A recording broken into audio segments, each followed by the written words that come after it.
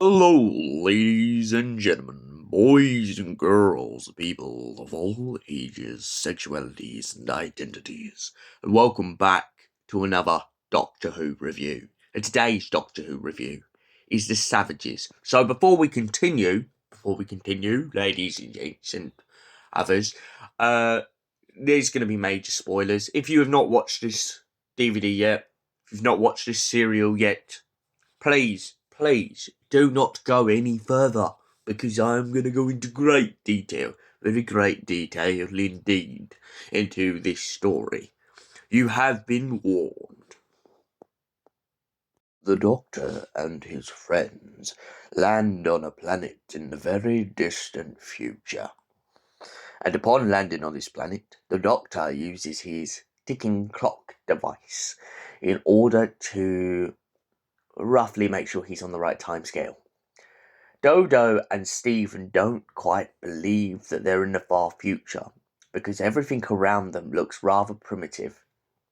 But the Doctor is pretty insistent, and he says that everyone on this planet is far beyond the technology of most civilizations. But little does he know the horror that awaits when he discovers the truth. Whilst he goes off adventuring looking for this civilization, Dodo and Stephen get attacked by a bunch of savages who live in the outcrops of the land. They are kind of the equivalent of cavemen and start chucking spears at them, believing them to be people from the city. Doctor eventually manages to find one of the guards from the city, and one of the guards hails him, calling him the great discoverer, the great traveller of all of time and space. The Doctor feels quite humbled by this approach, feeling nice to be on a planet for once and not be attacked for just turning up. The Doctor points out that two of his friends are back by his spaceship, and so one of the guards goes back to escort them also to the city. Upon coming to the city, the Doctor is greeted by a bunch of elders. These elders praise him and talk of how they have mapped out his whole travels throughout time and space, along a distance of technology and maps. Doctor and Dodo and Stephen are then split up, the Doctor being left to talk with the elders further, whilst the youngsters of the city have taken Dodo and Stephen on a tour. This tour consisting of artwork and greenery and luscious gardens. But Stephen becomes very curious to how it all happened so fast. The Doctor soon discovers that the great people of knowledge somehow have harnessed a power which makes their ability to be stronger and faster and more creative a constant just by this energy source. Out on their tour, Dodo decides to get herself lost after seeing a young girl who is one of the savages who has been taken prisoner by the people of the city. Little does Dodo realise what she has fully discovered until she gets down to the labs. Dodo goes down to the labs and they start attacking her.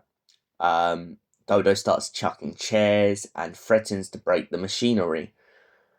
When they get down into the caverns of the environment, she learns that they have been draining the energy and life force of other beings, hence the savages, and using it to enhance themselves, and then just chucking the people back into the wasteland until they need them again.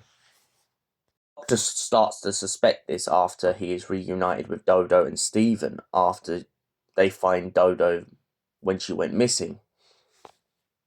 And so the three of them decide to leave the city in hopes that they can help the people outside and finally get an answer to what's really going on. Upon leaving this city, the Doctor tells Stephen to go with Dodo back to the TARDIS in order to find some tablets to help recuperate one of the savages who is passed out on the floor. Whilst they're gone, though, one of the guards turns up and so starts arguing with the Doctor. The Doctor talks about how he believes what they are doing to the savages is barbaric and that he's not going to stand for it. When the Doctor arrives back at the city, the head of the city officials starts arguing with him and causing this whole ruckus, saying that the Doctor's ideals is wrong and that what they are doing there is naturally sane. The Doctor calls them out and says it's barbaric and basically kind of tries to get them to see how wrong what they're doing is, how they shouldn't be taking the life force from anyone just to help their means. The leader of the city tries to compare this to science as a whole, saying that a lot of things in science is exploited, but the Doctor points out that although lots of things in science may be exploited, this is pure evil.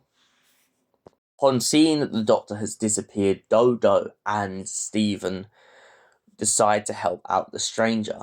They soon learn from the savages that he wasn't unwell, but he was just slightly on the edge, ready to basically be used again by the people of the city. The savages at first struggle to trust Dodo and Stephen, unsure whether or not they are there to help. After being reassured by the man on the floor, the savages take Dodo and Stephen in. Dodo and Stephen go up to a cave to hide when the people of the city come looking for them, and Stephen cleverly comes up with the idea that maybe the energy weapons they are using can be refracted back on them by using a mirror. This works, of course, and they manage to tie up the guard who came looking for them, but it is not a done deal. Now they must find the Doctor and must find what's happened to him. The arrogance of the leader of the city causes him to decide to drain the Doctor, but of course, this draining process starts to backfire towards the end of the act of this story, when he starts to begin to act like the Doctor. The Doctor, of course, being only half weakened by this process, decides to regroup with his friends and the savages. When he explains to them that the leader of the city will soon be coming for them, they get very afraid, but the Doctor reassures them that his knowledge has affected this man in a whole. Leader and the Doctor meet up in the cave, and they both explain that they both have the same ideals and the same idea on what is happening. Upon reaching an agreement, the pair decide that they must go back to the city and destroy their technology. When they get back to the city, the scientists are very amused by this finding and try to stop them, but nonetheless, the leader points out that this is not the way forward and they must not do it ever again. They destroy the machinery, and he points out that he is not fit to lead.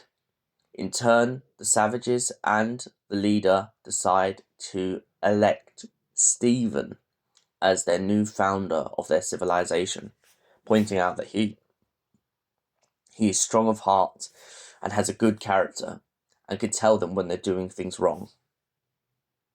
Doctor firmly agrees, but Stephen is very hesitant. He doesn't know whether he can leave the Doctor and Dodo, but he knows his time has finally come and he must say his goodbyes. He says his goodbyes to the Doctor and Dodo and then heads back to the main of the city to help the savages and the people of the city live as one and a whole. Doctor and Dodo leave, and that is where the story ends. What did I think of Doctor Who and the Savages? Well, I thought it was a very good story, and to be fair, it kind of reminds me a little bit of the Skeksis from The Dark Crystal. The whole idea of draining essence from someone just to kind of let yourself live a little bit longer.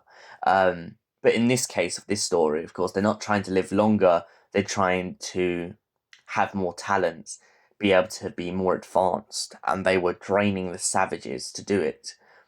But the irony I also like to find out of this story is the fact that even though they call the savages the people in the Outlands, you could technically say that the people in the city were also savages because they are taking advantage of someone to get what they want.